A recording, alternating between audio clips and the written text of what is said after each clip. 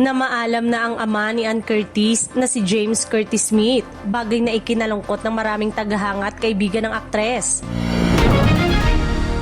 Kinumpirma ang malungkot na balita sa pamamagitan ng isang Instagram post na ibinahagi ni Ann at ng kanyang pamilya nitong Miyerkules.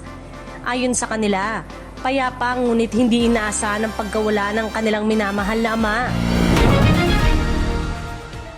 Sa pahayag ni Ann, inilarawan niya ang kanyang ama bilang isang tunay na haligi ng kanilang pamilya. It is with profound sadness that we announce the unexpected yet peaceful passing of our father James Curtis Smith, ani ng aktres.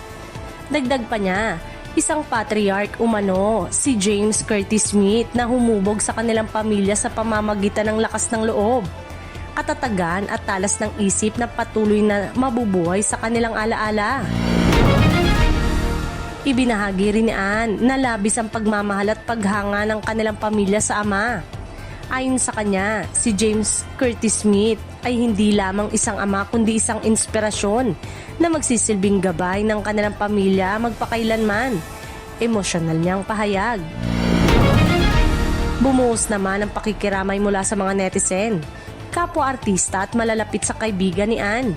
Isa sa mga unang nagpaabot ng pakikiramay ay si Karil na nag-iwan ng mensaheng puno ng simpatya at panalangin para sa aktres at kanyang pamilya. Ani ni Karil sa comment section. Samantala, ayon sa mga ulat, agad umanong pinuntahan ni Vice Ganda ang kanyang matalik na kaibigan ni si Ann upang personal na makiramay at magbigay ng suporta sa gitna ng pinagdaraanan nito. Muli nitong ipinakita ang matibay na samahan at tunay na pagkakaibigan sa pagitan ng mga kilalang personalidad, lalo na sa panahon ng ganito.